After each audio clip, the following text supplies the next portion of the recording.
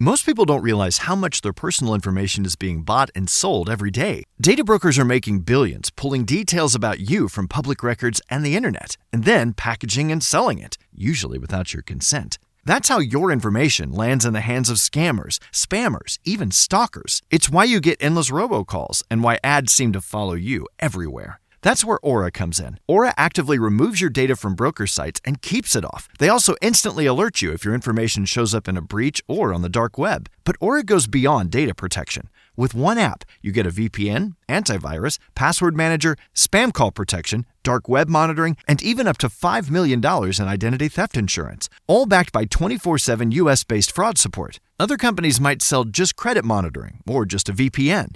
Aura gives you all of it, together, at the same price competitors charge for just one service. Start your free trial today at aura.com/remove. Protect yourself now at aura.com/remove.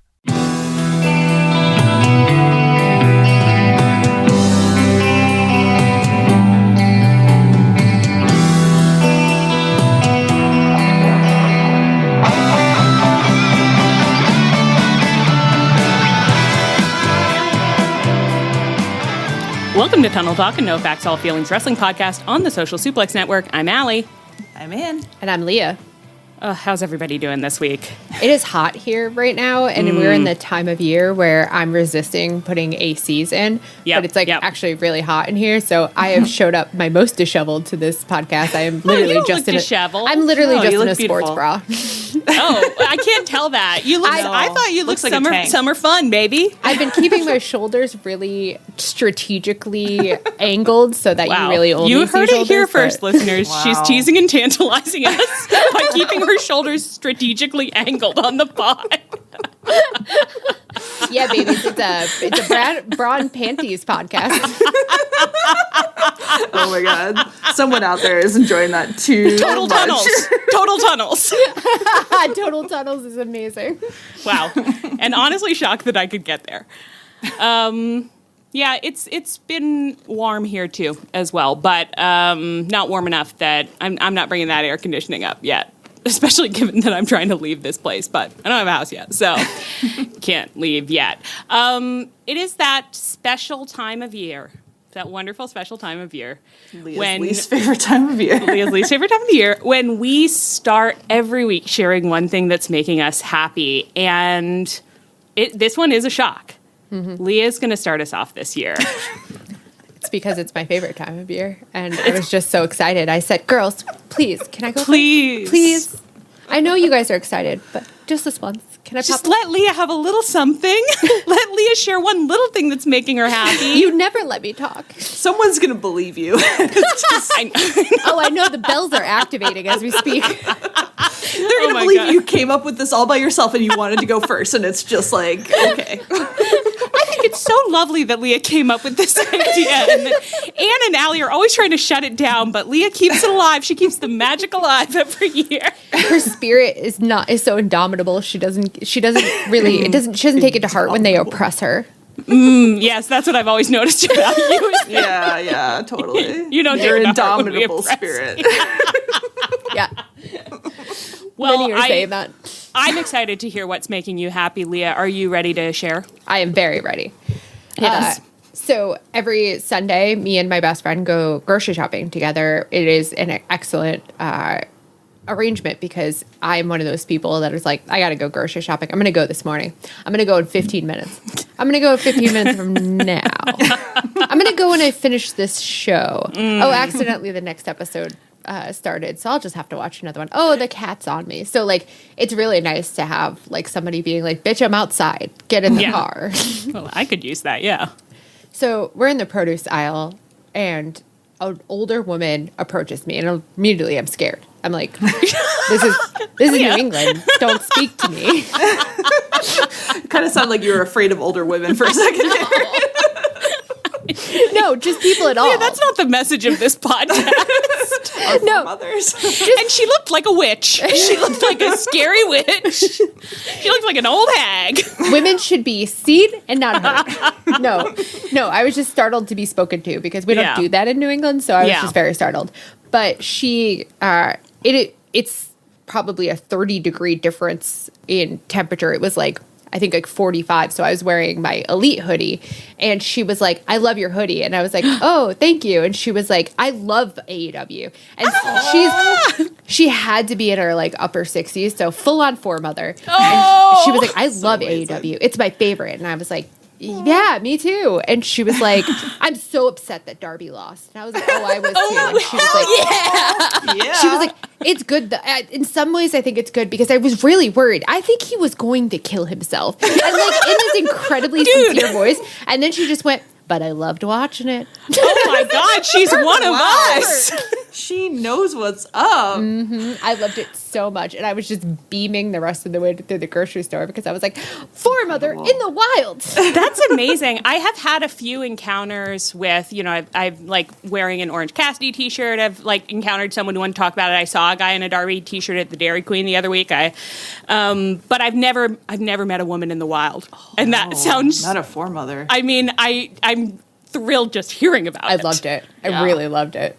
And the fact that she loved watching Darby try to kill himself. Yeah. She was like, she just so sincerely was like, "I think he was going to kill himself." But I loved watching it. I love watching it. Wrestling in a nutshell. So Darby. Oh my gosh. Well, Wow, that really that's thrills wonderful. me. I did know, I hadn't heard the whole story. I knew that this had happened, but not exactly how it went down. And I was thinking of it when I was looking at the Contrablision clips from Time Off Boy this week. And there was the clip, and it had been mentioned in the recap too, about the Midnight Express. And I instinctively had my little like, oh God, we got some little tribute thing going. I mean, I think someone died, so I'm sorry. But then I thought, no, for my foremothers, I'd love to hear about the Midnight Express and Jim Cornette. Why not? For my foremothers. Jim Cornette was a little more prominently featured there that I would have enjoyed. But didn't Midnight Express, when we saw those like screenshots of the like old magazine, I feel like they were voted like the top bods basically of our foremothers, like in a wrestling magazine. Sounds familiar, yeah. Sounds totally possible. I really only remember Ricky Steamboat, but it definitely I think when sounds someone possible. had like scanned in all of the like ladies, what wrestler do you think is the cutest or whatever? Like, the quotes on that were amazing. I mean, those pages, we should dig those up and repost them. Those pages were amazing, but I just don't remember exactly what was said about the Midnight Express. But no. Anyway, and we don't even know if she liked the Midnight Express. She likes Darby. She likes Darby and she loves the Elite. I should have quizzed her more. I should have. Honestly, like, I wish what else you'd you got gotten going on? into it. Like, Like how long have you been watching? Who were your favorites back in the day? Who were what draws you to this sport? Like, what's your psychosexual assessment of what's going on in there? I'm going to be watching for her every time I'm in that produce section. Oh, hell yeah. Just, where are you? I have more questions. You can't go to the store without wearing AEW merch anymore. Yeah, it'll be 90 degrees and I'll be wearing my Elite hoodie being like, eh? You are also allowed to wear Hot and Ready Hot Dog Summer. True. Will she recognize that as AEW? I think it's obviously Will Ospreay. I mean, It's obviously Not that Will Ospreay obviously, as though. a hot dog, so yeah.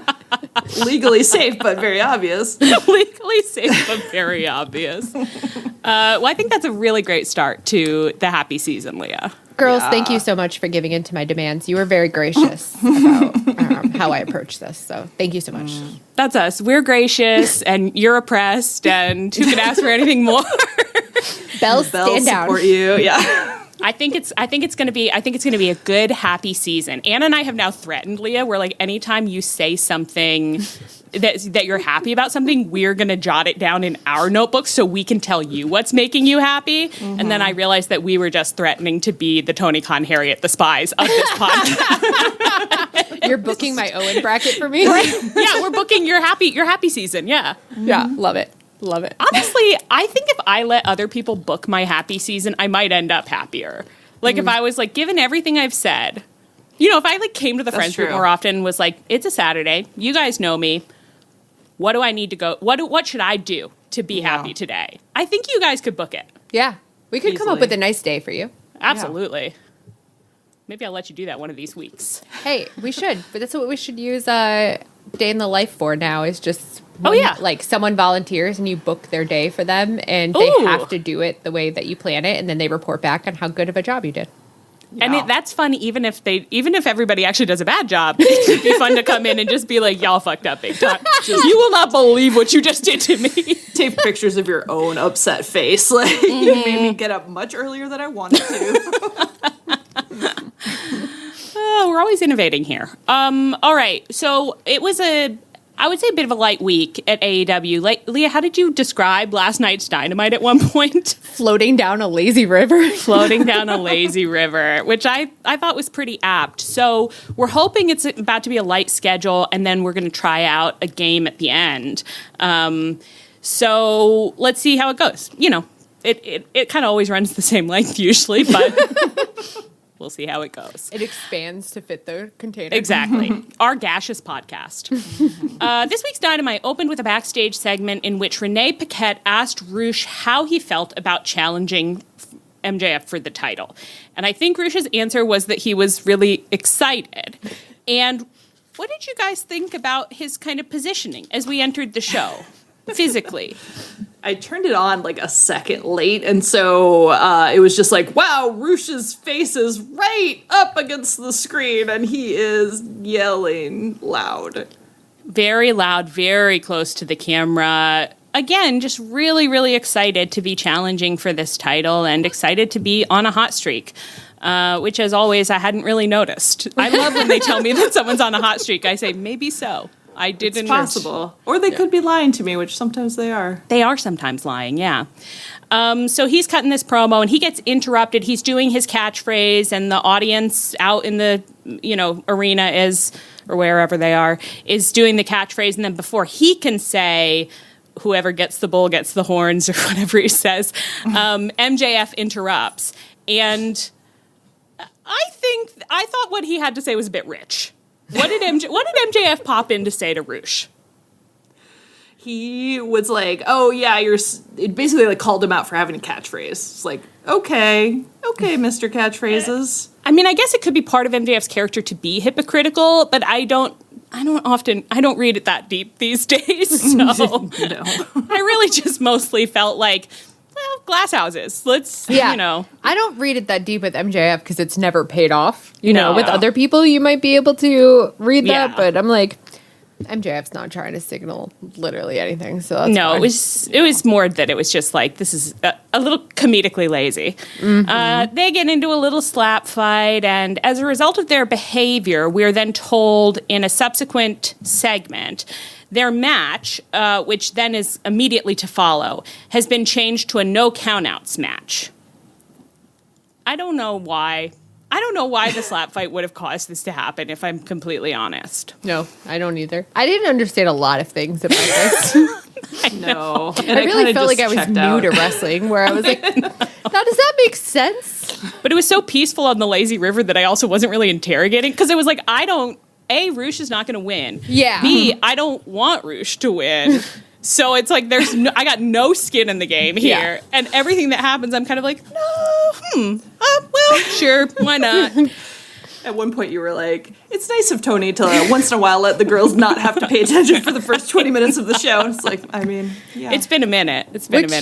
I agreed with that until it like stretched into the first 2 hours of the show. Yeah. And then I was like, oops. It was really most of the show. Well, I think we'll get to it later, but he may have been dispirited by some of the chastisements he experienced last week. He said, "Why should I even try to Reagan under these conditions?" He did not like getting kicked out of our house. No, he really didn't. He said, loves those sleepovers. He loves it.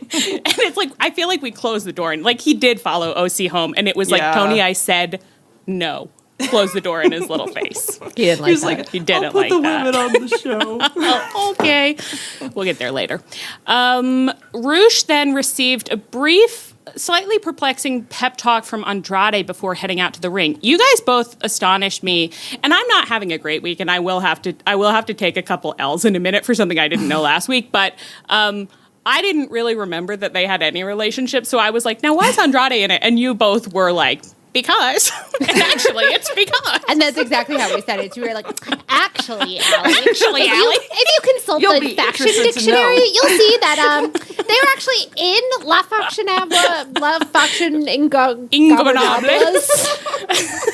The faction of the goblins. I couldn't say the name of the faction in that voice, something about using that voice suddenly made my tongue feel 6 sizes too big. And I can see how that would happen. Well, you didn't have that problem when you were saying it to me last night. Let's say that. And that sounded wrong. Listeners, if you ever get offended about the way that we tell you not to correct us, rest assured that we say it to each other. We say it to each other. I truly am offended, like when one or two, especially it's really when 2 people know something and I don't, and it's you 2. There's only 2 other people. But sometimes it will be like you 2 and Nicole, and it's just like, okay, I get it. I'm stupid. This never used to be a problem. We all used to not know things, but now we all know some things. So Andrade is giving Rush a little pep talk about how like he definitely can do it and he can win. And he has this line, and this was a very surreal Lazy River moment for me that I pulled myself back from. But he has this line where he's like, you go out there and like show everyone, he says, do it for the people who say people like us can't be world champion. And it was June 3rd and Pride just started, and all I've been thinking about is Pride. So I was literally immediately like, gays. And then I had to be like, no, Allie, that's not for Pride. This isn't a special match and pep talk for Pride. It'd be an amazing way for the 2 of them to come out, though.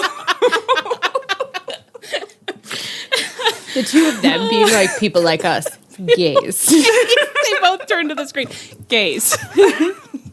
And I'm proud of you for it. In wrestling, I mean, it is true that people like gays can't be world champions. People like gays have not historically been world champion Not for historically. sure. And we really don't, who knows what the future holds. Who knows what the future holds. Anthony say Bowen that? straight to the top.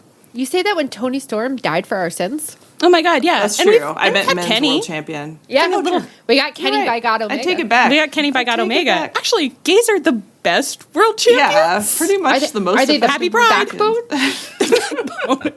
Gays are the backbone of this industry. And of all industries. Anyway, so that was fun for me. Rush then goes out. He fights MJF. Ultimately, MJF wins because Rush passes out in a manly fashion.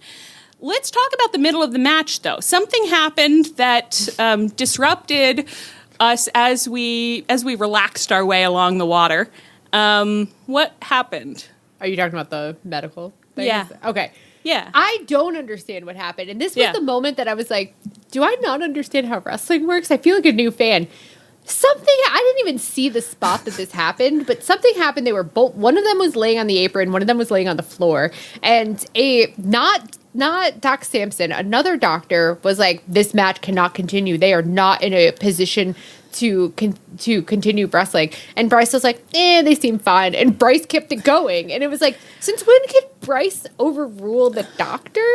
But then the doctor didn't really seem to care that much, so. Did Rush attack? He threw the medic off or something. Maybe now I'm like I could think just be he making did stuff attack up. him because I really miss this, so I went back but I was watching on HBO Max, and I think half of it happened in commercial, maybe because when I went and rewatched it, it was like they came back and they was like mid thing, and they were like, Rush just attacked the doctor, and I don't know, it was clear. It was the very med confusing. stoppage wasn't Okay. even on the episode? Let's see. I have here, a member of the medical staff went to check on Rush and spoke to Justin Roberts to announce that both men were unfit to continue. But Rush headbutted the member of the medical staff. Rush threw MJF back in the ring, and the match continued. I mean, it sounds like Bryce was basically just like, I'm just a little guy. Like, I can't stop him. What do you mean? And that did happen in commercial because I did not see any of that. Oh, even interesting. When I rewatch, so. That doesn't seem like totally right. It kind of seems like it might have been a situation where the security guys were looking at the flow chart and were like, has not been mapped. Somebody make a note, this hasn't been mapped. Tony's like, please go out there. I'm begging you to go out there. But doctor incapacitated? They're just going around and around in the Vizio. And they're like, every minute that it goes on, they're just like, well, it's kind of happening. It seems like it's happening. So They didn't make a decision until the match had already ended. Mm-hmm. So. Oh, their classic gambit. So then this MJF tries to like whack Roosh with the title after he wins, but Mark Briscoe runs out for the save, followed by the rest of the conglomeration. Anything else you want to highlight about this match? There were some fun little sartorial notes in there. Before we move too far off that, now why did Mark Briscoe save a member of the Don Callis family? He saved... He was coming in for his next match, so I think he was just kind of on his way. Yeah. I think it was like the enemy of my enemy is my friend situation a little bit. Like, he wants to fight MJF, so I think was just interfering for MJF. And he was supposed to be out there for his match. So yeah, I guess, but I am a little bit like sensical. No, I somehow forgot that Roosh was in the I'm forgot losing that track too, of these boys. There's so many I think of them. he is. I mean, the thing is, he's kind of a lackey of Andrade, who is in the DCF. So Don Callis is kind of his grand boss. Yeah. His grand boss, yeah. So he might not live in the mansion, but he still has the reporting structure. Yeah. He lives like out in the guest house. But it's actually that's just a or the choice garden digs. shed. That's the best place that you could live. Yeah, more. I meant more like a garden shed, like an outbuilding. Even so, to be away from all of those big hulking bodies that are just ricocheting around that mansion all the time, like to have even a moment to yourself, like that's living. I don't know how many moments to himself he gets because Greg and Rocky are probably out there a lot. Let's talk about what's going on. I feel like Roosh is constantly like, well, I'd like to be in there with Andrade. I should be in the house. How do I get in the house? And meanwhile, Greg and Rocky are like, how do I get in the shed? I thought you meant he wanted to be in the shed with Andrade because they're gay. They're gay lovers. I think that's canonical. The shed of love. They're going to win the world title for the gays. Win it for the gays. That's the pact they're making to each other. They're like, as long as one of us wins for the gays. When one of us wins, we all win. A gay should win right now during Pride Month. We're ready. Clock is ticking, Tony Khan, and we can't keep this belt on MJF. I'm sorry. True. That's why they should have given it to Kenny at the last one instead of if potentially Revolution, because that's July. Who cares about July? Missed our opportunity. I want like full court Pride Kenny reign. Yeah. Okay? Just Kenny in rainbow suits all month. 1 month of gay pride with Kenny Omega as the champion. Will Ospreay also. Actually, Will Will Ospreay, Ospreay is actually out, whereas Kenny is ambiguous, so. Yeah. Well, they're all, when you go looking at it, you know what? I can't even get into this. It's true. I'm now just thinking of more people and just being like Speedball. It's true. We have representation. This is just becoming a list. That's the last thing we should be doing. Oh my God. Guys, MJF mentioned Hangman again. I actually don't remember what he said. When was he talking? I don't know. I think talked before the match, or he made Justin Roberts to the crowd, say it. yeah. Oh, Because they were in Virginia, oh, yes. so he was saying he killed Hangman to Virginia. Yeah. But I think he made Justin Roberts say it, because anything MJF whispers in his ear, Justin Roberts has to say. Legally. And then that's in the bylaws, and we figured that out. We figured that out. Yeah, we actually are reconstructing the bylaws just from what we see. Yeah. So. And speaking of doing it for the gays, Justin Roberts loved the shoes. Oh, yeah, beautiful. I've never seen shoes that purple in a dress shoe. Boy. I thought it was... Oh, go. I just thought Doc Samson. I'm still listing gays. Sorry. Samson, I didn't know that. Oh, yeah. I did a deep dive on his Instagram one day, and I was like, ooh. He's up the Still tribe. listing the gays. Audrey, Oh, there you go. Aubrey as well. My God. And we They're can't everywhere. leave Anthony off. It's not that he's accomplishing anything right now, but he's with Joe, so Samoa Joe's about soon to enough. send him to the moon. Oh my So I God. thought you were saying Samoa Joe. Yeah. I don't know anything about Samoa Joe's sexuality. Okay. Allie, I thought you were cheekily responding about referencing Tony Khan, and I was like, no, I've missed something huge here. I'm sorry, I can't get into that on the pod. I don't think we should be getting into any of this on the pod. Happy Pride! Happy Pride! Happy Pride! MJ brought up MJF again. He's keeping MJF alive. I don't know. Do you guys want to say anything smart right now? You know, where are we Not at really. this week? I just want to say MJF's Toreador outfit do not enjoy his little light racism. Can cut it out. No, and I was really going in circles with myself about it, because if somebody else had done it, it was a pretty like Rish is a bull. He says he's a bull. I'm the bull wrangler. Like, it doesn't actually have to be racism. But the second MJF does it, I'm like, that's racism because you're doing it. And is that fair? Maybe.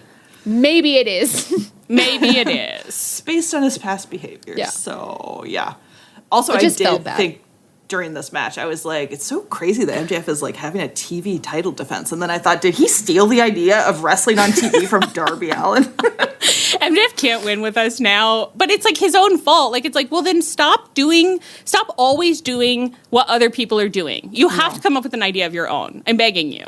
Yeah. Do a dinner debonair again or something, you know? God, I wish. I would kill for another little dinner debonair.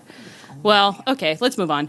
Mark Briscoe ran out for the save, as we said, but he also kind of ran out because he had a match right then versus Lio Rush. And Lio Rush had a little encounter with the rest of the conglomeration earlier in the week on Collision, which I think starts to set the tone for this match. Do you guys want to explain what happened between them?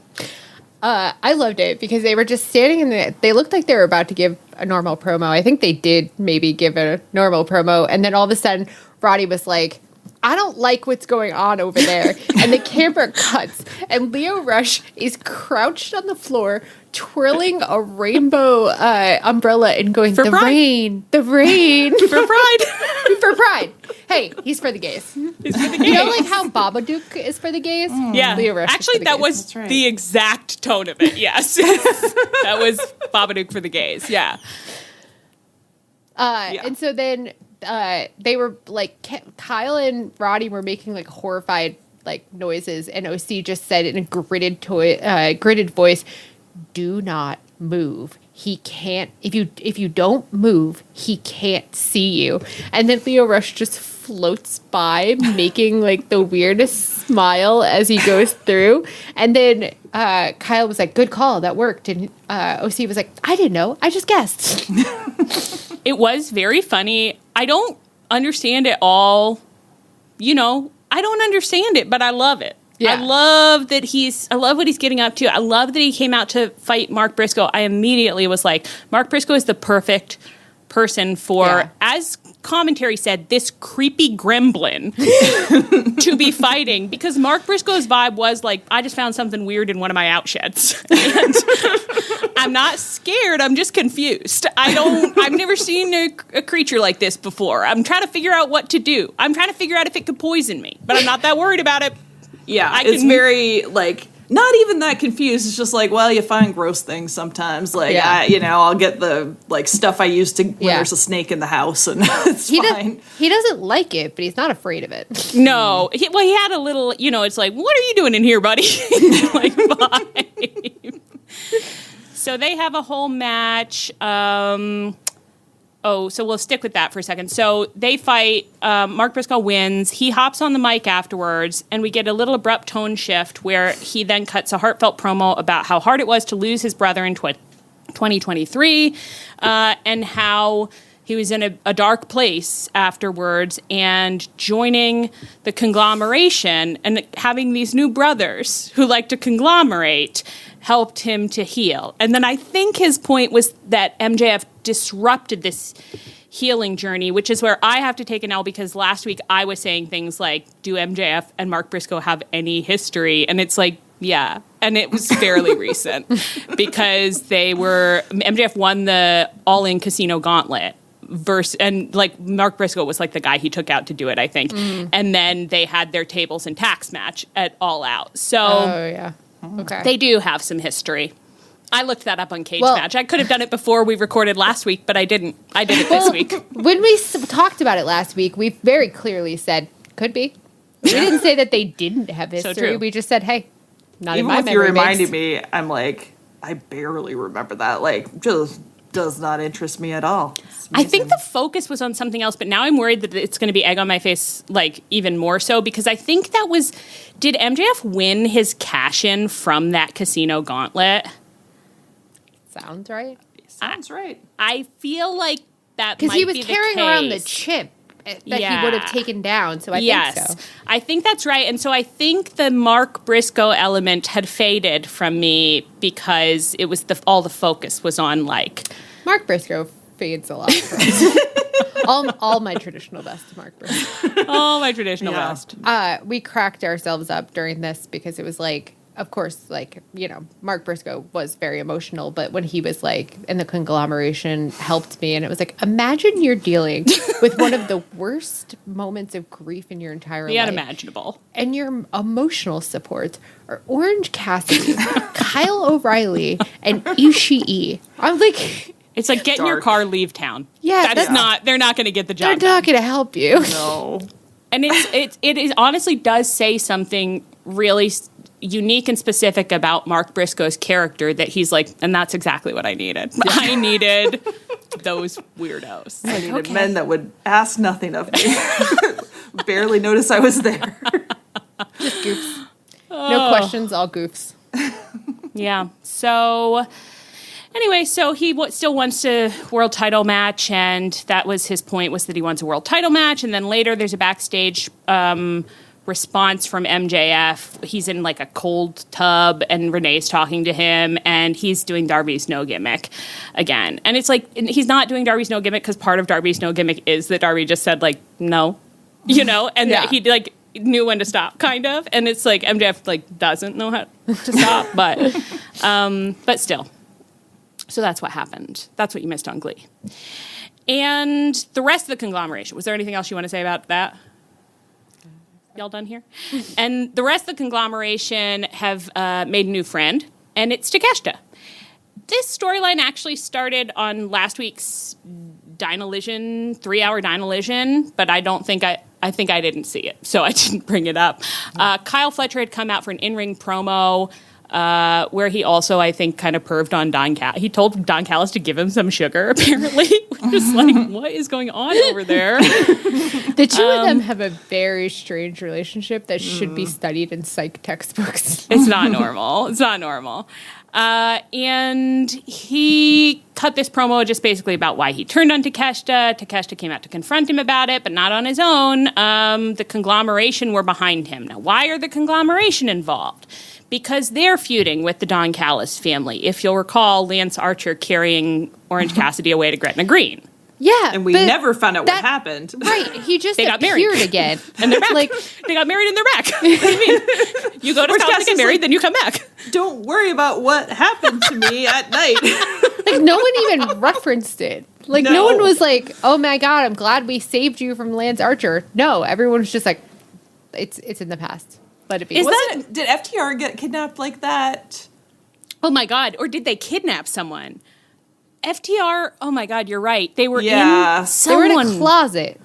They got, like, released out a back door like mice. I think they got, like, carried away, and then the next week they were like, you all saw what happened to me. And we were like, no, we didn't. Did they kidnap, it couldn't have been the Midnight Express. Well, or the Rock and Roll Express? Rock and Roll Express. Did they kidnap the Rock and Roll Express? Yeah. They did, but I think they were also kidnapped, maybe. They were kidnapped. Well, maybe. Okay, well, you guys tell us if you remember it. Swerve kidnapped Billy Gunn that time, too. And, like, cut off a finger, possibly. Oh, yeah. Oh, Billy Gunn. Haven't seen him in a while. Have not seen him in a while. Wow, people are getting kidnapped more than I remembered in wrestling. Tony Khan doesn't like when girls yell at him. That's a Sarah shout out. Haven't seen Billy Gunn in a while. All right. So Takeshita has the conglomeration. I believe that's the connection. That's all the connection that I can produce, is that they're all fighting the DCF, so they're aligned in fighting the DCF. So this leads to a conglomeration and Takeshita promo on Collision, in which they basically are just like, we have your back, and you have this belt now, and Orange Cassidy gives him a backpack to keep the belt in.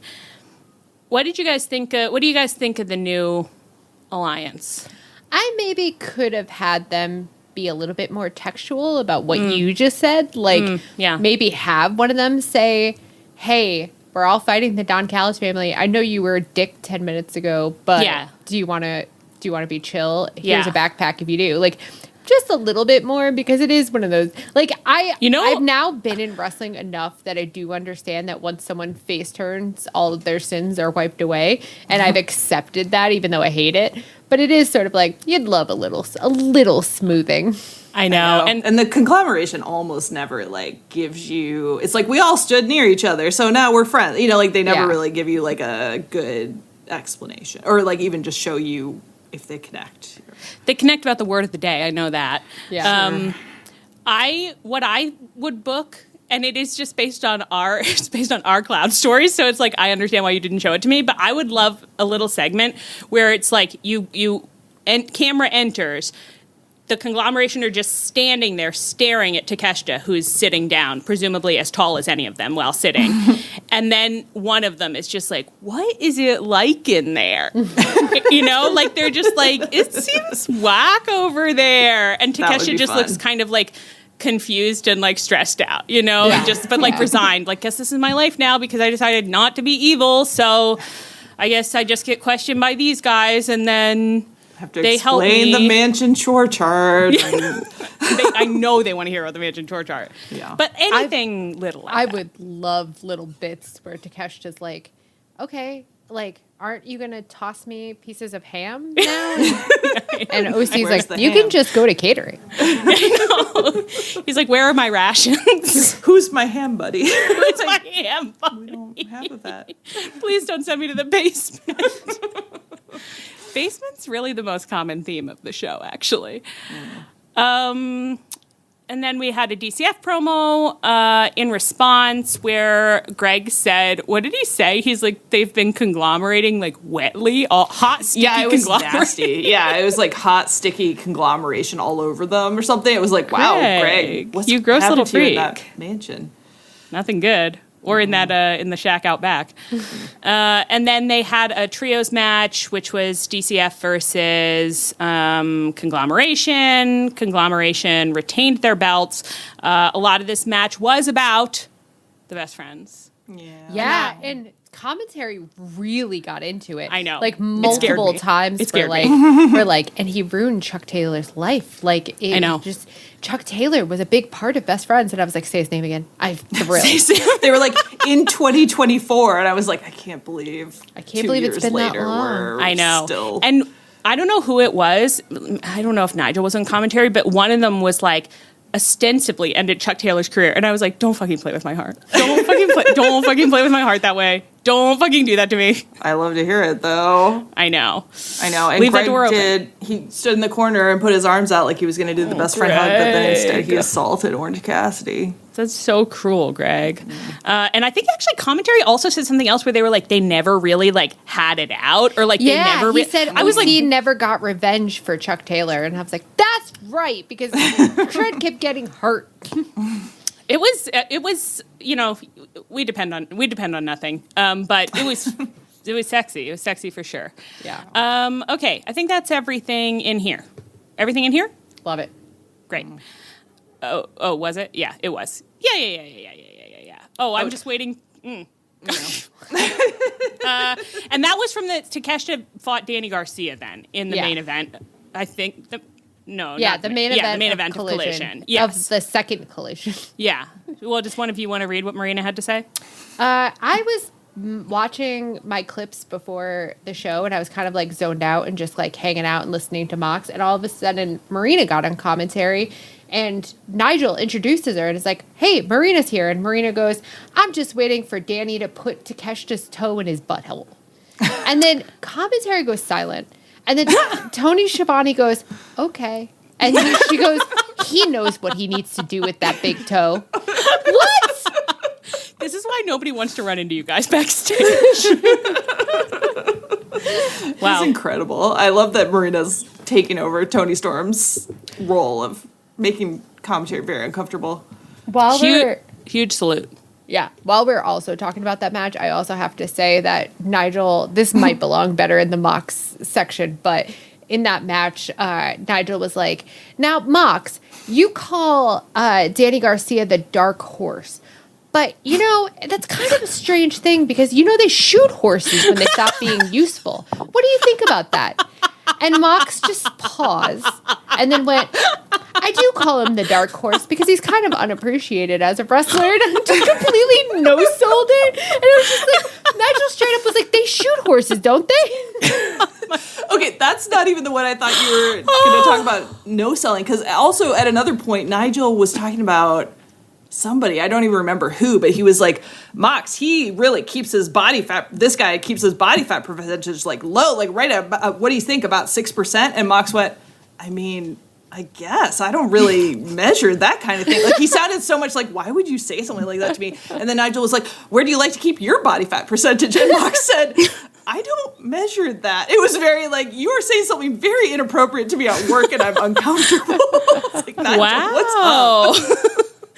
That's very funny because I was watching just like one clip of Mox on commentary and I went through this whole thought process where I was like, more than any other wrestler, when Mox is on commentary, to me, the vibe is like, commentary is the yearbook staff and they have their own office somewhere in the high school. And Mox is a jock who has just started coming into their office, plopping himself down half nude in a chair and bothering them while they work. And he's not friends with any of them. It's James Franco playing D&D at the end of Freaks and Geeks. Yes, yes, 100%. And that, I think the quote you guys have just shared actually that this all checks out is that at first they're too scared to say anything to him. Like, it's just kind of like they're whispering to each other, like, why is he here? But then eventually they get used to him and they start asking questions where he's just like, why would you say that? And they're like, because you're a cool jock. That's the kind of thing that you talk about, right? And he's just like, about workouts. No, and this is why you're losers. This is why you're losers, because you think that. Wow. Okay, well, categorized. The best. Just waiting for Danny to put Takeshita's toe in his butthole. Aren't we all? Aren't we all? We all. And every day that I don't see Takeshita's big toe in Danny's butthole is a day that I'm deprived. A wasted day of my life, yeah. Most people don't realize how much their personal information is being bought and sold every day. Data brokers are making billions, pulling details about you from public records and the internet, and then packaging and selling it, usually without your consent. That's how your information lands in the hands of scammers, spammers, even stalkers. It's why you get endless robocalls and why ads seem to follow you everywhere. That's where Aura comes in. Aura actively removes your data from broker sites and keeps it off. They also instantly alert you if your information shows up in a breach or on the dark web. But Aura goes beyond data protection. With one app, you get a VPN, antivirus, password manager, spam call protection, dark web monitoring, and even up to $5 million in identity theft insurance, all backed by 24/7 US-based fraud support. Other companies might sell just credit monitoring or just a VPN. Aura gives you all of it, together, at the same price competitors charge for just one service. Start your free trial today at aura.com/remove. Protect yourself now at aura.com/remove. Andrade had fought this jobber, so that he could give a promo afterwards to make it clear that he still wants to win MJF's title for the gays. And so Don Callis came out immediately afterwards to steal his spotlight and be like, I have something really important to say. And what he had to say was that he's birthed a brand new huge son, normal size kind of, and that son is Kevin Knight.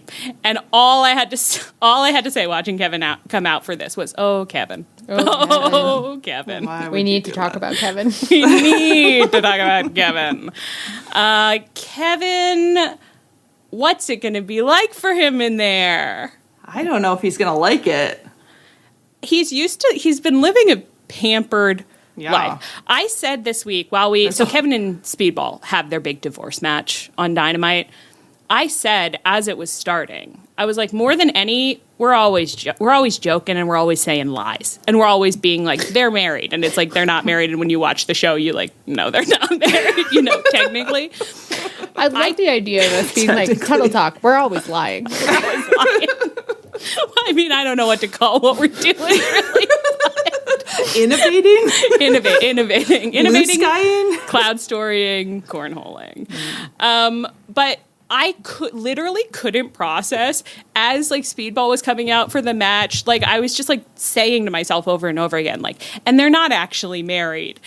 They're just tag team partners and they're not married. And it like didn't compute where I was just like, they're getting divorced. They're straight up getting divorced. Like I just I couldn't connect with reality really. And maybe that's what happened during this match. I don't know, but the match underwhelmed me a bit. I just felt like it wasn't that different than their C2 match. It was just like they were both trying really hard, you know? Yeah. I know I was joking last week when I was like Speedball should keep grabbing Kevin's face and being like, I know you're in there. But kind of. I do think that there should have been spots where like, you know, like Kevin was about to do something brutal and then paused for a second and Speedball would be like, don't do it, and then he does it anyway. You know what I mean? Just little moments where you're like, this is someone he loves, right? And he's doing these horrible. Like, I think that they could have pulled on our heartstrings a lot more, and they kind of didn't. I agree, because I think they also could have done similar spots where the vibe is like that Speedball. You know, if they have like good sequences that they've done, and he's like, we're connecting, Kevin. We're engaging in like an honorable fight, and if Kevin just like. You deny the Pokemon its desires a little bit, like maybe like a little less bounce. I think this is veering into move stock dangerously, but a little less bounce, deny the Pokemon its desires, cut him off at the knees, just be like, no, I don't want to play with you. I don't like you anymore. Yeah, we're not having fun. I'm a bad boy now. I'm a bad boy. And I'm trying to hurt you, you know? I want to kill you. Yeah. I feel like Speedball just has like such a funny energy. I've been trying to like put my finger on what it is, but it's like everything they say is like a declaration. Like they're like a cartoon superhero who like comes in and like puts their hands on their hips and they're like, I'm here to save the day. And then they always kind of get knocked down, or like a little Lego man, a little bit like someone's playing with an action figure. It's a strange energy. I went somewhere a little I read what you said in your notes, and I was like, that's so interesting. Like, there's something there. Like, I can see. But I realized that what I was thinking about was Chris Traeger, Parks and Rec, and the way that Chris Traeger is always like, I'm always in a good mood. I can do anything. I love doing things. But then occasionally there would be episodes where he actually can't do something, and it's so devastating to his self-concept that he just is like basically having a full bodily breakdown, meltdown of just like, how could it be possible for me not to be able to do this? And I was like, there's something there for me with the Speedball thing, I think. Yeah. I'd love to see Speedball say into a mirror, stop pooping. That's what I was thinking about. Stop pooping. But I think that is how I'm imagining him trying to process his divorce. Is like, stop grieving. Yeah. Stop. Just stop thinking about him. But that's not really how he's playing it. I don't know. Yeah. He's just, I think, if he was doing stop pooping about Kevin, I would like it so more. But Anne's right. He's kind of giving like Buzz Lightyear in the first Toy Story movie, you know, where it's just sort of like, he's just outraged on principle. And it's just sort of, it's like, it's not bad, but it's not rich, you know? It's like kind of the same sort of things that we were saying about Ospreay versus Kyle, where it's like, you actually have all the ingredients, but for some reason you're not really making something with Nothing has gone in the pot. Yeah. You've put nothing in the pot. We went grocery shopping, especially, and someone complimented us on our Elite hoodie, and yet here we are in the kitchen, and there's nothing in the pot. There's nothing in the pot somehow. Yeah. I think... shoot, I've completely lost the thought. And I'm mad because I think it was good, maybe. Yeah, it's very weird. It's just like Speedball has been doing such intense eye contact and has been performing so much love, but it's like they weren't aware they were doing that, apparently. And they're just like, this is a man I've met one time. Yeah. I think also maybe it's not masculine or something, but I'm like, I think it would be okay to keep being very confused. I think it would be okay to keep bringing a confused energy of like, Kevin, this is fucking insane. Yeah. We've literally spent the past year traveling together. Commentary at one point said these were former partners. They were former traveling companions, like as though that was like a much higher level of relationship. What I realized, I watched their package from Collision, and I think either one of them or the narration on that, I think it might have been Speedball himself, was like, we traveled together. And I was like, oh, okay. So that's like that's the note you gave commentary, was like, and make sure you make it very clear we were traveling companions.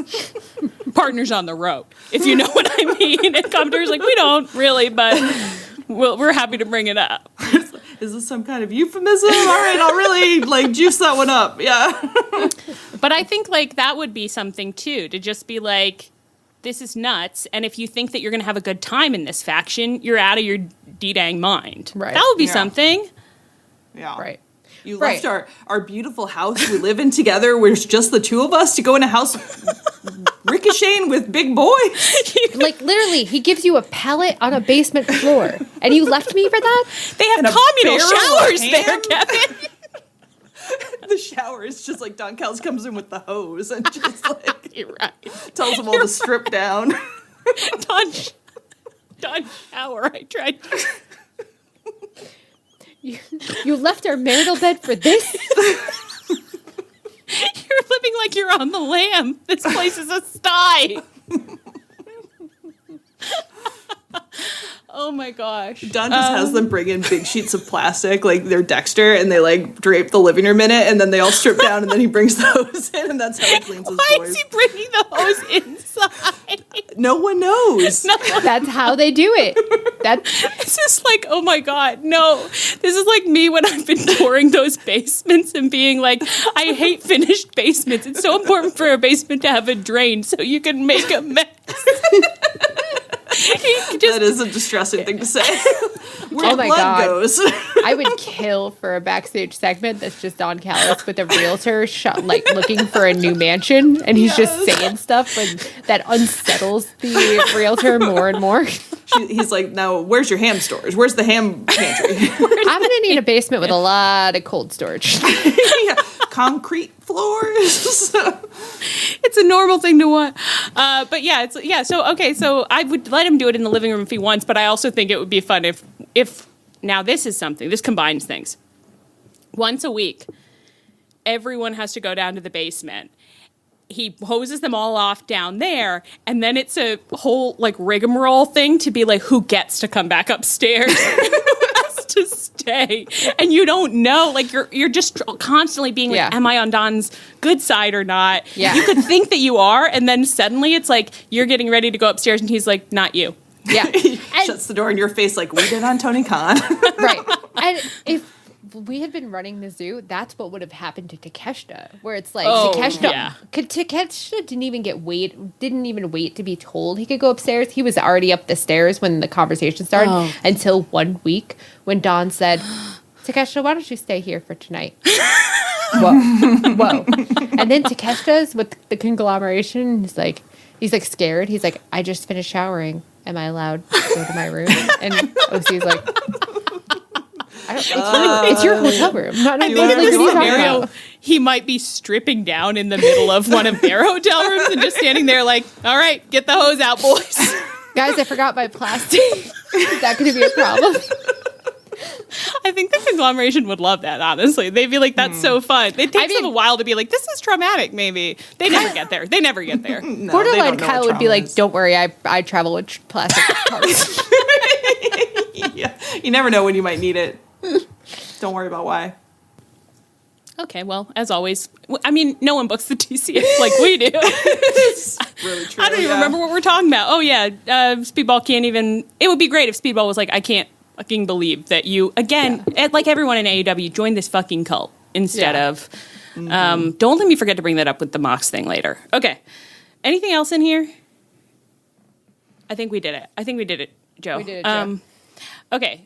Alex Windsor showed up for her Owen quarterfinal match versus a mystery opponent who turned out to be Mercedes Moné. Hell yeah. God. Huge fucking relief. Huge. Thank God. Oh my God. We needed At the it. nadir of last week, we Oh my really God. needed this. I know. She'll fix everything. And it did really feel like Tony.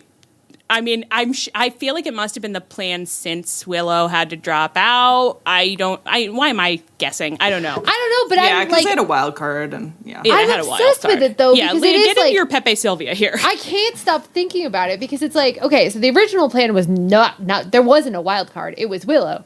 So one of those girls was going to win the Owen and go to Wembley. So was it going to be Willow versus Tekla? And if so, like, you kind of want to assume that Willow was going to win. Was that the plan? But then was she still going to have the TBS title while that was happening? I don't know. And then if that's remotely true, how was Mercedes going to come back? I don't know. It seems like it would make a lot, unless Willow being out has been a work this whole time, and she was always planning to get turned into a wild card. Who knows? Pepe Silva. We don't know. That's what we don't know. But we've got our red string, my friends. We've got our red string. I really don't know, but after last week, even though I think it must have been the plan, at least this must have been the plan for a while, it did feel like Tony was just like, I can't do it again. I can't do it again. I can't do it again. They're being so mean to me. They're all being so mean to me.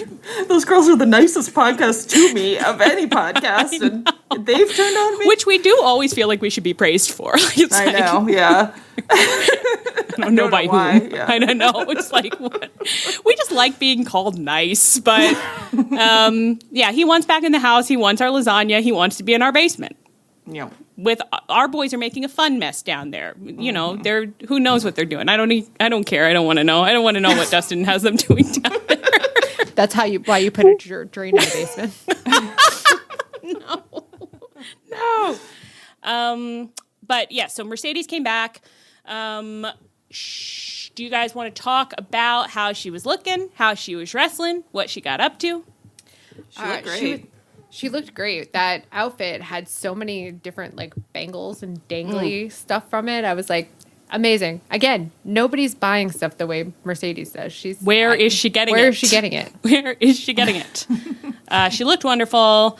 I thought she got a great crowd response. It's nice to see crowd all excited. They're chanting CEO. I got really excited. I was like, that is our CEO. That is our CEO. What did she say a CEO's job was once? It was like so funny. I don't remember, but it was certainly not a CEO's job.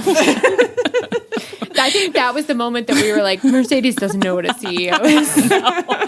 It was something, I mean, this wasn't it, but it was something along the lines of like, and CEOs never say die, where it was like, what? But I think it might be in the notes somewhere. But anyway, yeah, but our CEO is back. She had a match. I thought it was a fun match versus Alex Windsor. At one point in the middle of the match, what did she say? She said, I think I missed part of it, but she just goes, I'm fine. I've been to therapy.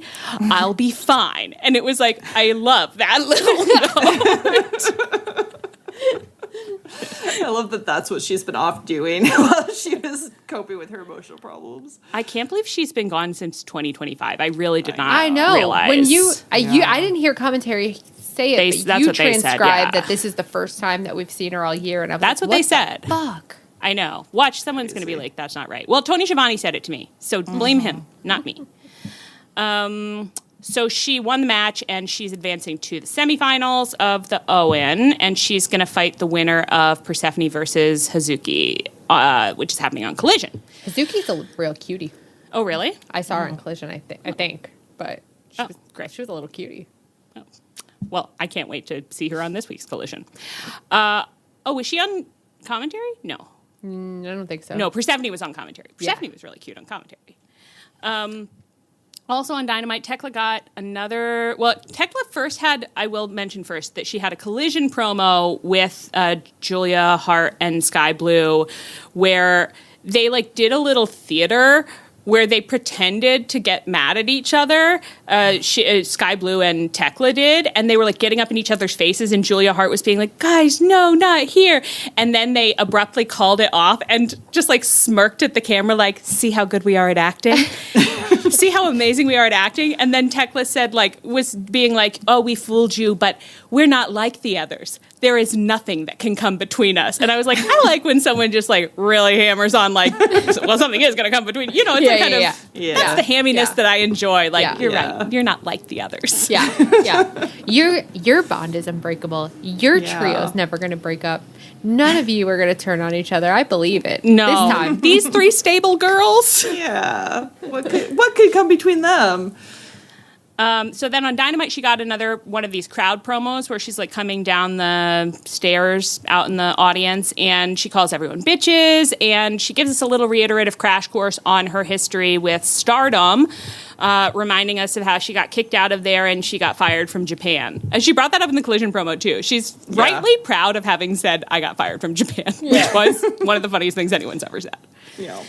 And then the vibe of the promo to me was, I just like think there's something in the air right now. Everyone's been doing this, but she had like real like Mama Lion energy where she's like, I have children now. I'm a mother.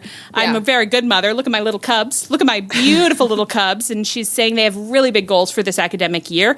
I know they can achieve them. Sky Blue is going to win the Owen. Julia Hart is going to get her TBS title back. Look at my beautiful girls. I said I like to see motherhood. Like to see that. Yeah. And then she declared death to Stardom, and she climbed up on a ladder, and she spit on the Stardom logo on the video wall. That was so funny. That was one of those, like, to me, it felt like it was the same thing as when Michael Scott declared bankruptcy. Yes. You know, you got a ladder to spit on a screen. Like, you're crazy. It rules. It was very funny, and I actually missed the act of spitting the first time, and so I didn't know what she'd done, which made it kind of comically anticlimactic. Like, I'm like, and she's up the ladder, and that's where she is. And she had to be at the top of the ladder. I get it. She was like, I need to be tall in order to flip off Stardom. And I like this vibe, too, of, like, war on another promotion. Like, they should have been doing that the whole time. That's all we've ever wanted. We've been begging for it. AEW versus Stardom rules. Yeah. It's exactly what we've always wanted out of Forbidden Door, and I think have often been confused that they won't give us. But, you know, women.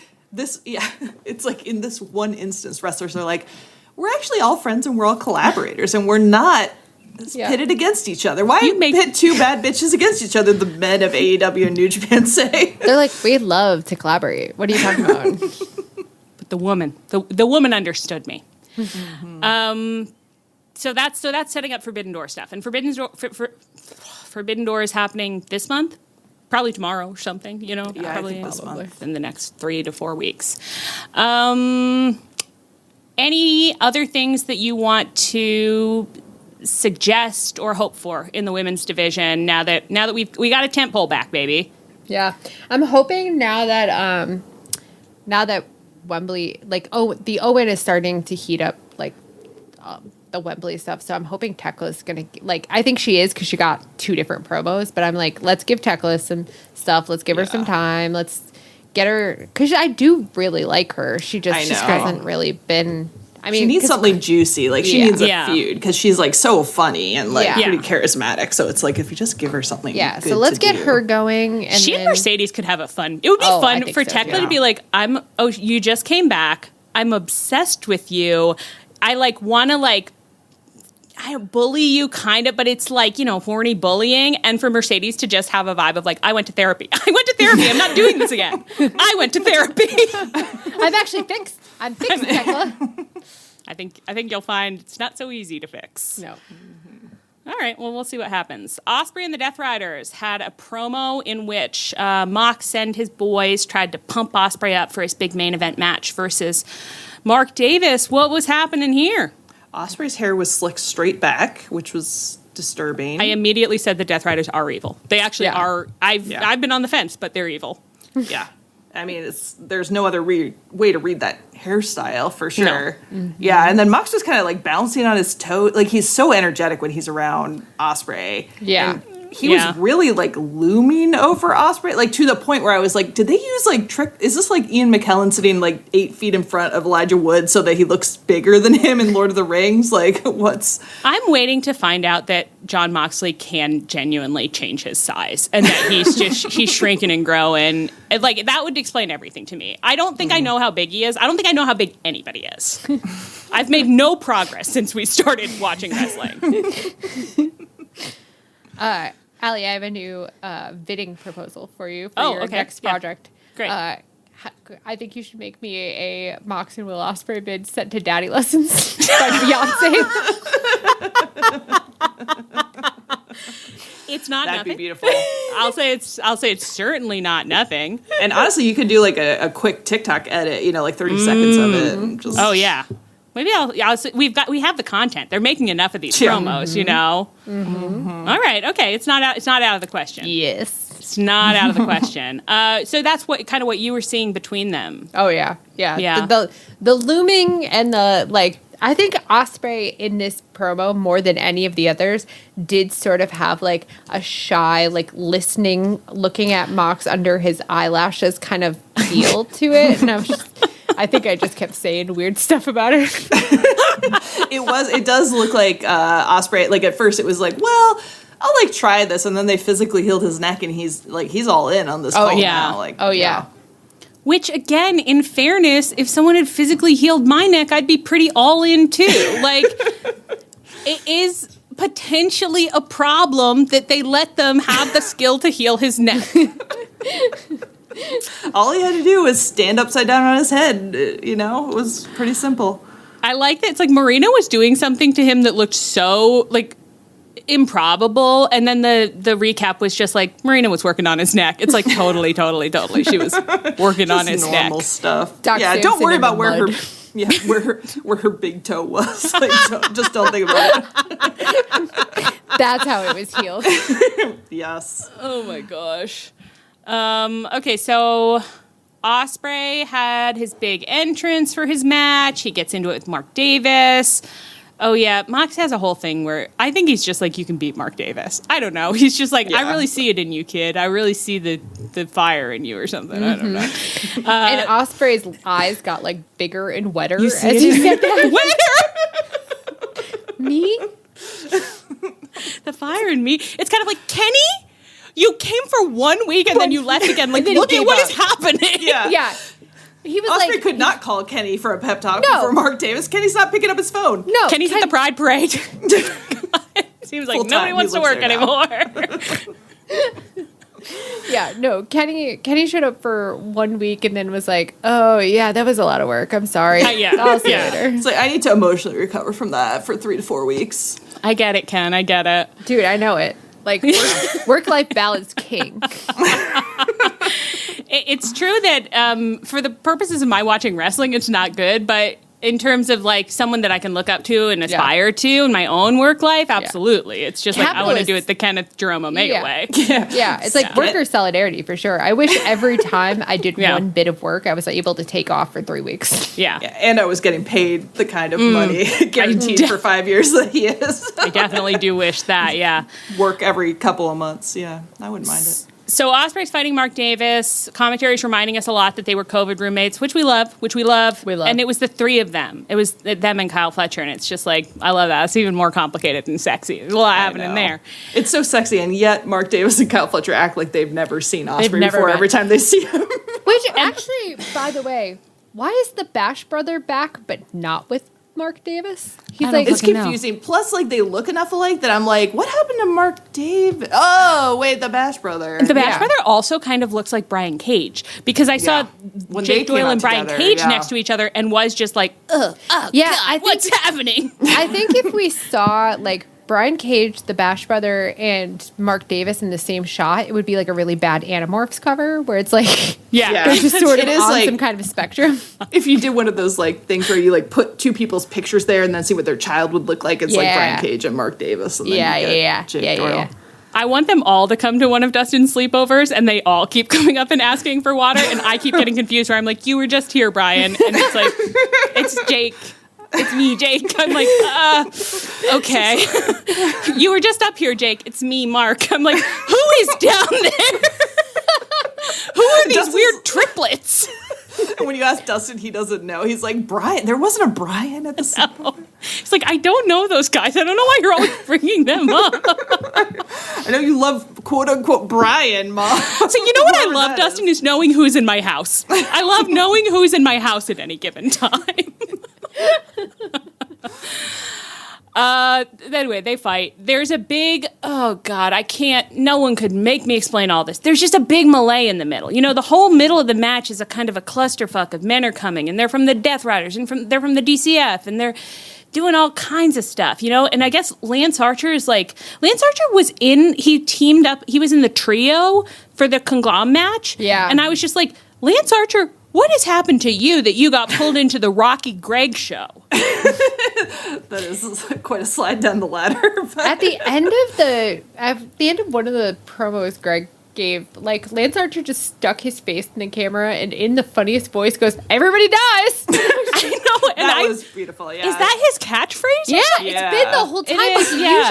He usually says it more ominously, like it's a philosophical, like, theory. That's but this time right. he kind of said it like, it might happen tonight. He's been infected. Like, he used to have serious aspirations in life, and now he's like, I don't know, I guess I'm just like with these schmucks. Yeah. I guess I'm just with these guys, like, I'm getting sprayed down with a hose. It's fine. And then locked in a basement afterwards, still naked and dripping, but, it does something to you, everybody dies. Lance Archer has never once been allowed to come upstairs, and he's accepted that. Oh my God, I just imagined Don Callis giving all the basement boys flea and tick stuff on the They needed it, yeah. Yeah. Anyway, is there anything you want to call out about what happened? Ultimately, Ospreay wins this match, so that is what it is. Kyle Fletcher, there's a lot of stuff with it. They've got the screwdriver, and Kyle's there, and Mark's there, and he's going to use the screw. All sorts of people are going to use a screwdriver, and then they get whatever. Anything you say? Go ahead. I'm so sorry to say this. Say there was nothing wrong with that match, but the thing is that, like, when the preceding 50 minutes of that show, or an hour and 50 minutes of that show, were a lazy river, I couldn't wake up enough to watch it, No. so it was just sort of like, and this is happening. And I think it was a good match, but I wasn't. You can't sing me a lullaby for 2 hours and then try and make me pay attention. Like, you did it. You put me to sleep. Yeah. I liked Lil Greggy Tramparetta was wearing a beautiful pink tank top and white pants, which I loved. There was a great shot of Will Ospreay's face close up with Kyle looming behind him with the screwdriver, which I liked. It was a little artistic, which was fun. And then I feel like there was something else I was going to call out. Well, I've lost it, but and it was your hair fun. you've got good hair right now. I like the curls coming over your headphones. So much. Yeah, really pretty. Oh, so you're not the only person teasing and tantalizing tonight, Leah. Oh, what it is, and only a bra says to me.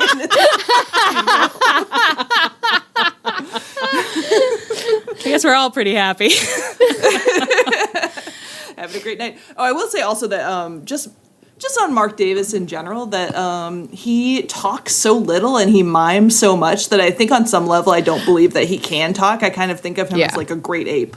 Yeah. I think at one point, I said, like, not long enough ago to justify it. I just was like, I keep forgetting he's Australian because I don't hear him. Yeah. Because, again, it's distressing the few times he talks. Because he don't talk. Yeah.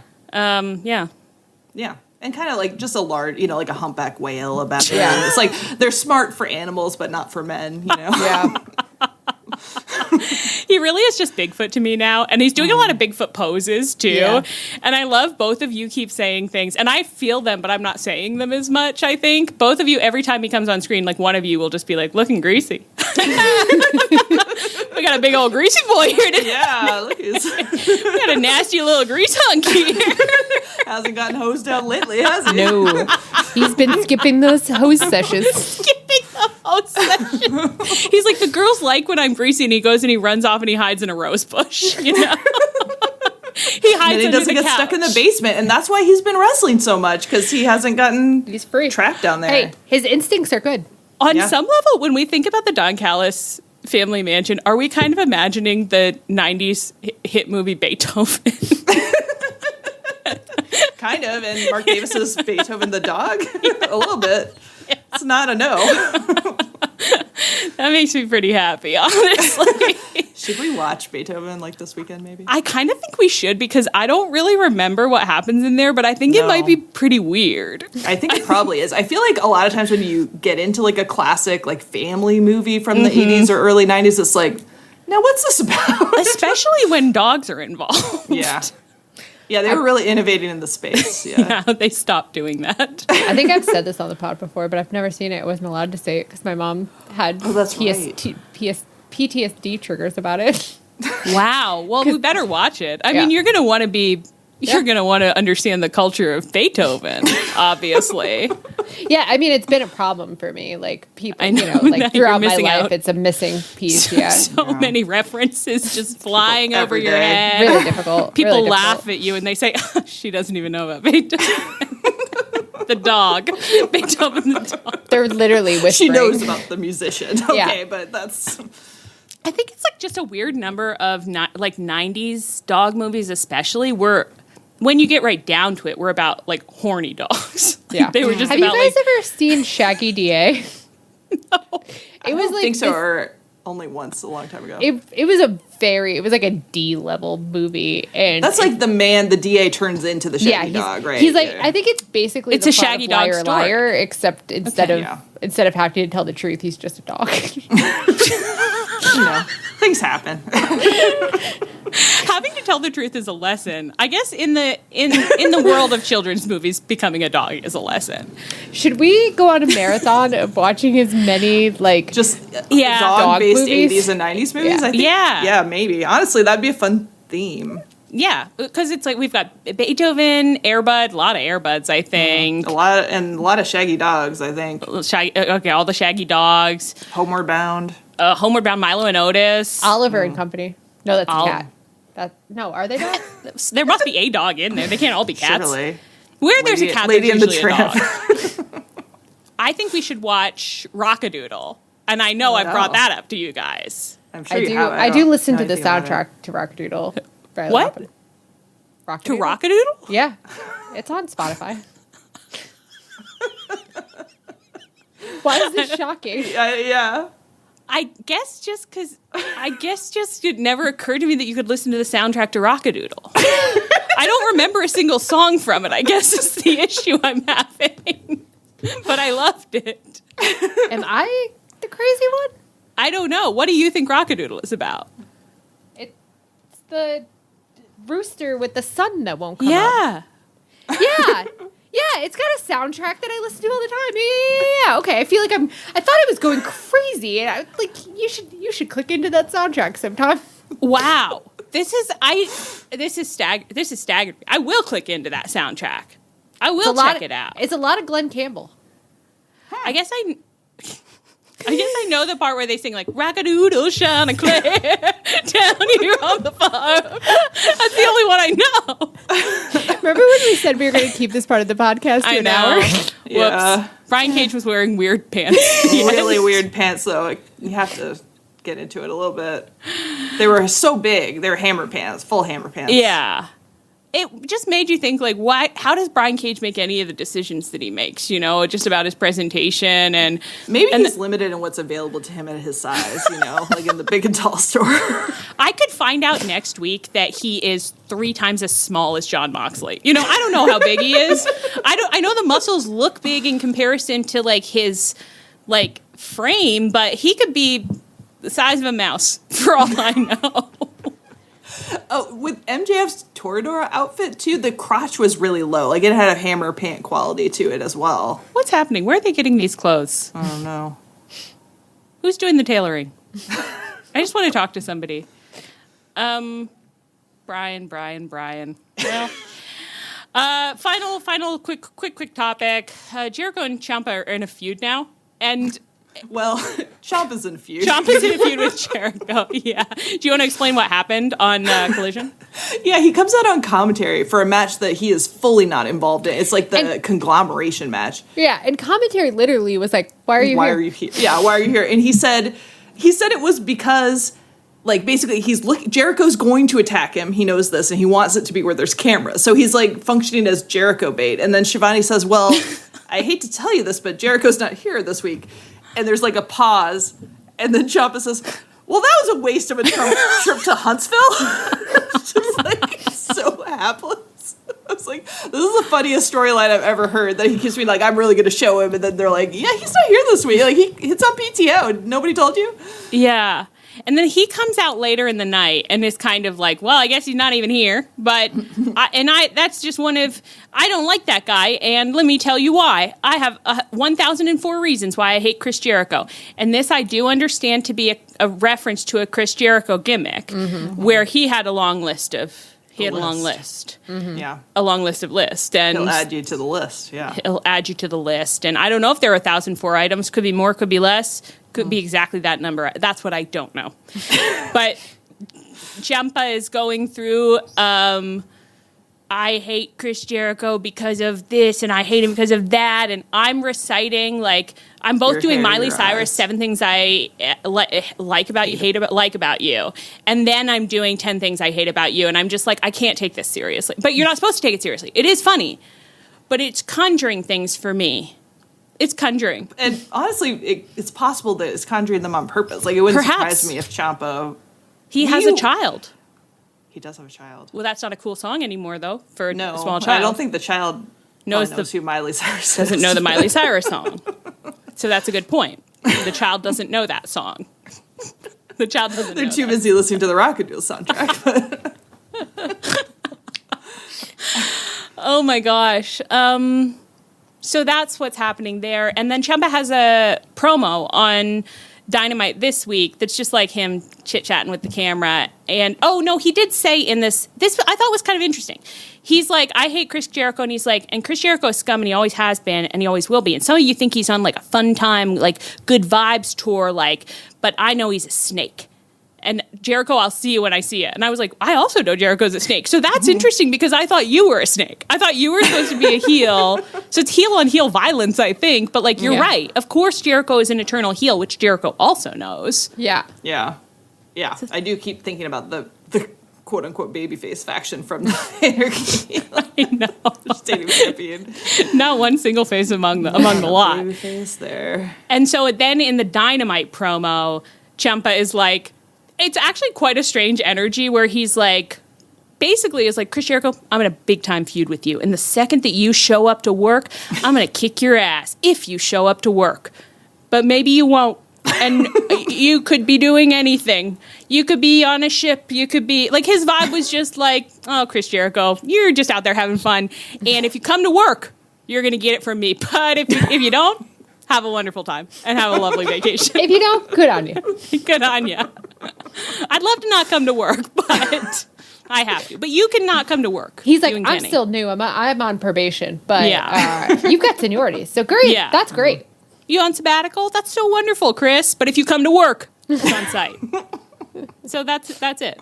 I'm So at my leisure for them to feud. At Yeah. first I did have a moment where I was like, now did they even interact during Stadium Stampede? Where's this coming from? And then I was like, what do I care? Ciampa wasn't in Stadium Stampede. Is that? I had to look it up because Oh. you'd suggested it, and it seemed totally realistic to me. I was like, totally, Ciampa was there. And then I looked it up, and he wasn't. Who was the person who was like, now that we're done with stupid Stadium Stampede? Andrade. Andrade. Yeah. Mentally, I thought that was Ciampa. Yeah. And that's Those are two different men. fair enough. Pretty different, I would say. No, fair enough. You know, similar attitudes, though. Yeah, no, there's absolutely, I think this is totally predicated on their WWE past somehow. And normally that would piss me off, to be honest. But know. you know what? I'm at leisure for these two personalities to kind of interact. I like think a they could troll spark. king who's after somebody, but just can't find them. Yeah. I would love if the Troll King, when is the stupid cruise? When is the cruise? Is it not until January? Or November. maybe January, yeah. Probably January this year. I hope they shoot something on the cruise this year. I hope he takes some AEW wrestlers because back when he was like, off TV, it's like the lineup got set and it was all non-AEW wrestlers. So But don't take anyone too good or we'll be mad we didn't get tickets again. I know it is on November. It's in November, so if you That's want right. to It see goes on Saraya, sale in January every year. Saraya and Jeff Hardy are I the feel like they won't headliners. be allowed to because Saraya's at WWE now. I'm like, is she allowed to go on Chris Jericho's cruise? I don't know. I know Triple H is not going to be happy about that. That's not what's making him happy this week. Okay, that's everything that we had to do. Should we do a little dating game? Yeah. Yeah. Well, this is a special dating game. Nope. Now, how did this... Why did we say this in the first place? I just said it would be funny if we filmed the hot takes video that was Yes. just us looking Yes. into the camera, a la any of the like Yes. Rich Latta's hot takes videos, except it's just us fiercely arguing what kind of sandwiches that wrestlers are into. And that is correct. And that's what we're equipped to do. Yeah, that's our niche. That's our niche. Okay. So what we're going to do, and we'll see if it works, and if it doesn't, you'll never hear this. If it doesn't work, we're going to abruptly pivot without talking about it and pretend it didn't happen. And pretend it didn't happen. We have our dating game generator. You guys know the dating game. We have 2 random wrestlers and a third wrestler who might be helpful. They're going to go on dates tonight, but these are going to be sandwich-based dates. Yeah. There's nothing more romantic than a Subway sandwiches joint. I think they can do better than Subway, but Anne, you're welcome to imagine Some them people- Jersey Mike's. any sandwiches. Yeah. Some people will be doing a Subway sandwich. Some people will be getting a little bit more highbrow with it. Okay. Are you guys ready? Yeah. For your first matchup. I think this is a fun this is a fun one for Pride, given everything we've said today. For the gays. For the gays, it's Roosh, Hologram, and then the third man is Anthony Bowen. So Anthony Bowens heard Roosh and Andrade talking about how people like them need to win the world title. And he was like, all right, Roosh is scared to come out. I'm here to help him. These are my people. Yeah. I can guide you into the the gay wrestling community. He says they're. I love that they've now expressed themselves very openly in our world in this promo. They've basically been like gays like us, and Anthony Bowens is like they're scared. They need help. They need help. Just like being able to. And he takes them to an LA like hipster sandwich place so they could like talk about things. Yeah. And he's ordering something that like borderline like none of the words are words. Like you're like it definitely has sprouts on it. And Roosh is like, what is this? Does this place even sell meat? It's vegan. It's actually vegan. vegan. Yeah, it's a vegan restaurant. Yeah. It's a vegan. Roosh is rip shit. Yeah. Roosh wants a roast beef sandwich. And this place is not equipped for that. He wants to eat the bull. Yeah. I think that no, it's not Anthony Bowens. I think that the guy behind the counter recommends their special of the month, which is a Pride sandwich, which just has every color of the rainbow in it. But it's all like horrible. Like red it's like, peppers. Yeah. Yellow pepper. Green peppers. It's horrible. Blueberry it's spread. It's Blueberry like a blueberry spread. aioli in there. Yeah. Mango. Oh. And Roosh just keeps getting madder and madder. He's steaming. And Hologram is there too. Or Hologram is just on FaceTime. I think maybe Hologram pieced out. Anthony Bowens just got excited and was like, Roosh is gay, I'm going to take him out. And Hologram was like, I don't need to be there actually. Yeah. And because he has only he doesn't have a fully physical corporeal presence all the time. So he just flickered out. He said, sorry, only El Clone is here right now. Hologram can't come to the phone right now. He said, like, this seems like a really special bonding opportunity for the two of you. I'm so happy thinking about the two of them grabbing a little cafe table in this tiny, horrible little LA shop. And Anthony Bowens is giving like some earnest speech about representation as Roosh keeps poking his blueberry aioli and getting madder and madder, and eventually just flips the table and is like, "This is bullshit." And Anthony's like, "Yeah, homophobia is." The whole cafe claps. Yeah. The whole cafe claps. Yeah, yeah. Happy Pride. Happy Pride. That was pretty good. I think it's great. Okay. Ooh. Juice Robinson. John Moxley. And then a third special man, Christian Cage. All right, I'm feeling that Juice Robinson's a sloppy Joe guy. Just FYI. Oh, yeah. And he gets it in his hair. He gets a lot of it in his hair. Yeah, it's pretty sloppy. And he loves to make the joke, I'm saving that for later. Yeah. Which Mox doesn't know anything about because he's bald. So he just takes him at his word. Yeah, sure. Okay. He no-sells it. And later in the night, he sucks Sloppy Joe out of his hair. he being Juice or he being Mox, Mox sucks it out of Juice's hair. sucks it out of Juice's hair. Yeah, that feels right. Yeah. What else happened on the team? I mean, is that not enough for you? I believe that's what we called lying.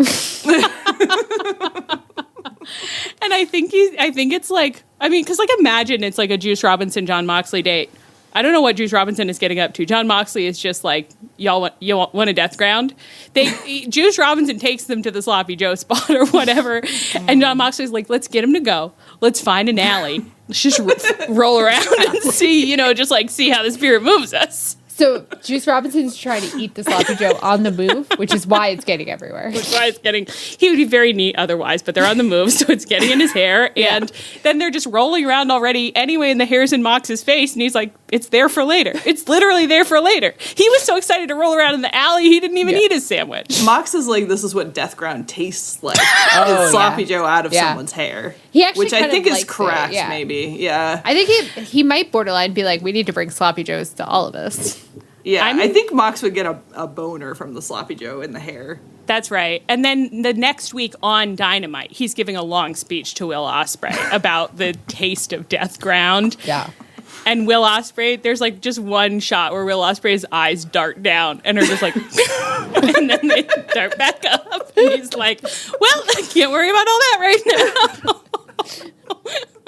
Unfortunately, the image of Mox sucking Sloppy Joe out of Juice's hair is really going to stick with me, I think. Like, I just, every time I see either of them. But it feels so right. I'm a little worried about how fast it all came together. It's like Sloppy Joe was right there for Leah within seconds. It's, it's just like rolling in an alley. I feel like we pulled that out of the universe, kind of. I also keep like somehow smushing it because I just looked it up recently for some reason. The Brenna Boner's tweet that I'm obsessed with. That's like, and I keep smashing it to be out there just until it comes out. I would suck Sloppy Joes out of Bruce Robinson's hair with a 6-foot crazy straw.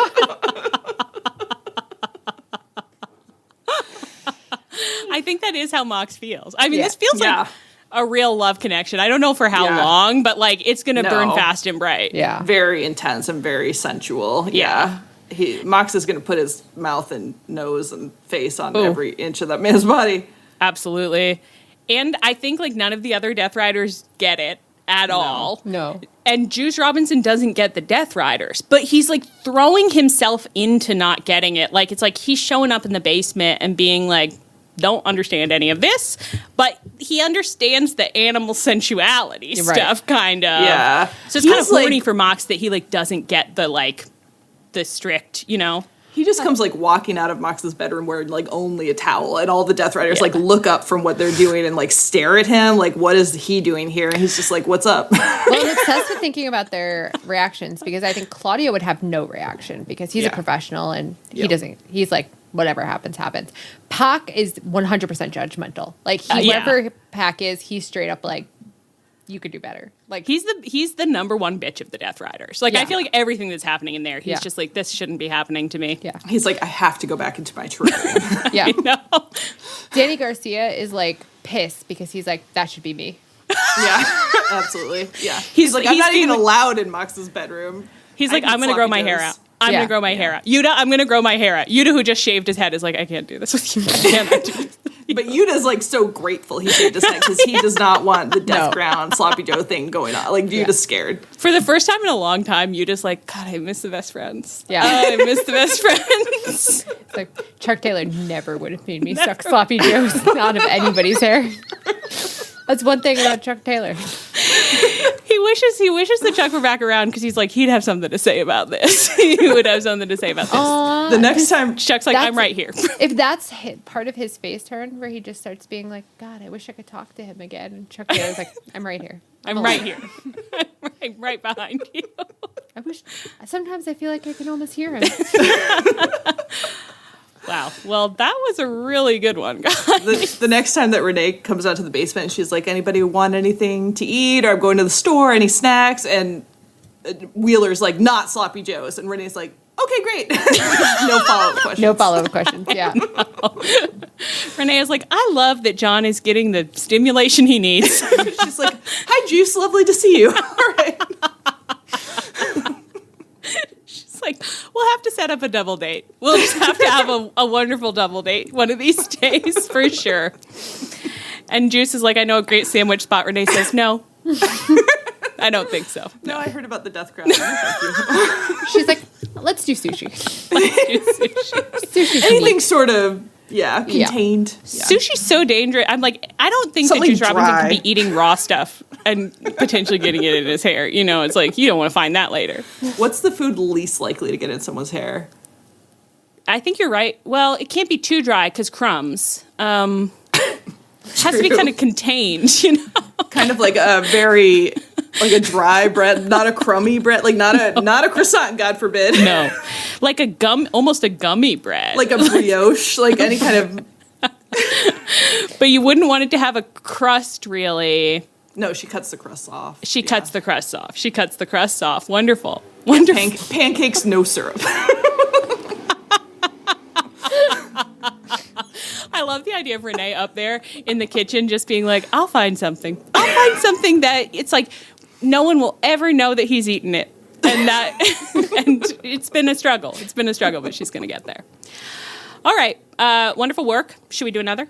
One more. Yeah. I don't know that we can top that one, but. I know. Alex Windsor. Okay. Tony Storm. Ooh. And we've got... These ones are for pride. I know. These really are for pride. And our third figure is Stokely Hathaway. Oh, sure.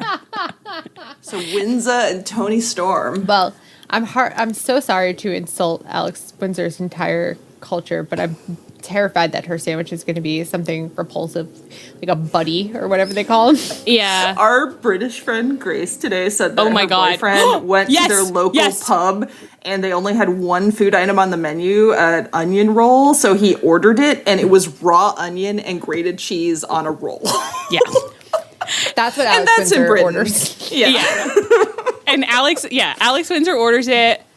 And don't you feel like, I guess I'm torn. I'm like, I kind of imagine Tony Storm, like, doing a little transatlantic, like, oh, darling, we can do better than this. Yeah. And I don't know why I think that they have to end up out on the town together, like, a little by accident. Like, they went out with Jamie Hayter. Yeah. And Jamie Hayter has gotten herself embroiled in some kind of, like, she's in The Hangover. Like, she's doing her own thing. Like, they got separated. And they were, like, looking for her for a minute. But then, I don't know, like, something just started kind of clicking. And it was like, should we get a bite to eat? They were out with, like, a huge group of the women's division. Okay, and then people keep, like, peeling off, you know. And they're like, I'm going home to bed, you know, or, like... Yeah, they get separated on adventures, and then they're just still partying, and they're like pretty like boisterous, you know. Yeah. And they're hungry. Everybody else is like, I'm going home, and they're leaving the club, and they're like, we got to get something to eat. Yeah. They get their Subway, and they get that. I unfortunately, I think it is insulting to be like, Alex Windsor is like, let me show you a good time. Let me show you a good time. There's a great raw onion sandwich. But Tony Storm finds it kind of charming. She's like, darling, that's insane. And then, I don't know, I could see them going on some kind of little adventure where it's like, Tony's like, we can find a better sandwich than this. And then, I don't know, like a tour of sandwich tour of London or something? Yeah. It's like, it's sandwich week. You know, what sandwich places are open at 1 a.m? They're getting heroes. They're getting... And they're all tucked away places that Alex has never... Like, Alex lives there. Tony doesn't even live there. And yet, Tony's like, let me tell you about this place. And it's like, how do you know she knows that? everyone. She keeps going in there and being like, so wonderful to see you. Darling. Can I get that lovely little number that you cooked up for me 3 years ago? Like, open face sandwich. Like, let's get, you know... A little croque monsieur? Yeah. A little... Shoot, what's the one with the... like French Monte Cristo sandwich. Oh, a Monte Cristo.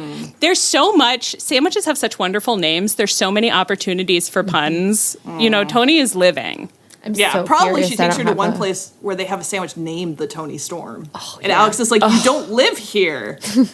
But I feel like the end of this story potentially is that Tony's like, which of these wonderful sandwiches most like delighted and entranced you? And Alex is like, I love the onion. I love my onion buddy. I just love my onion buddy. I don't know what to tell you. And that's charming to Tony. She's like, goodness. At the end of the day, you know who you are, and I love that about you. That's a wholesome little story. And Stokely Hathaway is, I think, just maybe wants to eat sandwiches and is following them. I don't He's know. tagging along because he heard the sandwich tour of London, but he did think it would like say she was going to take them to a Subway at some point, and now he's just like grumbling to himself as he trails them.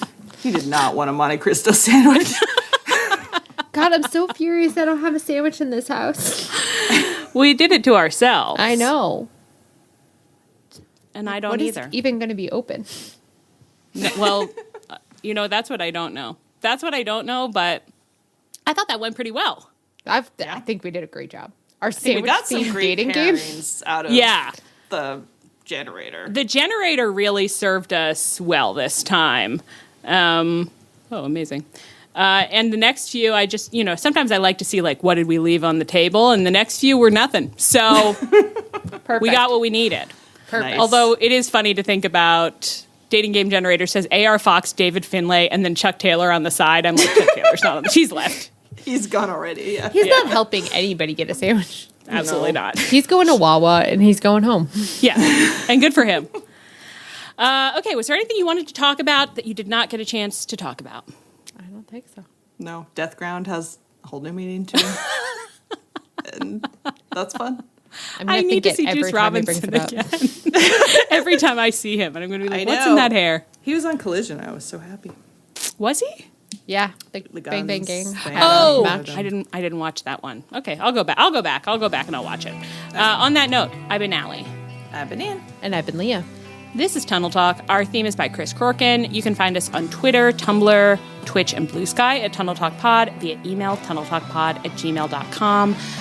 You can find us on our feed, on the Social Suplex Network feed, where you can check out all the other great podcasts on the network. And you can find us on the Social Suplex Network Discord. Please rate, review, and subscribe to us wherever you get your podcasts.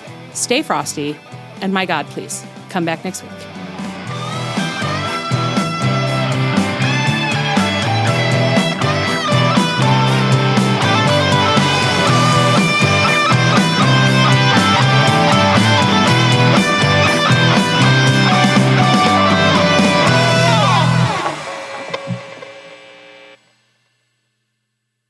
Most people don't realize how much their personal information is being bought and sold every day. Data brokers are making billions, pulling details about you from public records and the internet, and then packaging and selling it, usually without your consent. That's how your information lands in the hands of scammers, spammers, even stalkers. It's why you get endless robocalls and why ads seem to follow you everywhere. That's where Aura comes in. Aura actively removes your data from broker sites and keeps it off. They also instantly alert you if your information shows up in a breach or on the dark web. But Aura goes beyond data protection. With one app, you get a VPN, antivirus, password manager, spam call protection, dark web monitoring, and even up to $5 million in identity theft insurance, all backed by 24/7 US-based fraud support. Other companies might sell just credit monitoring or just a VPN.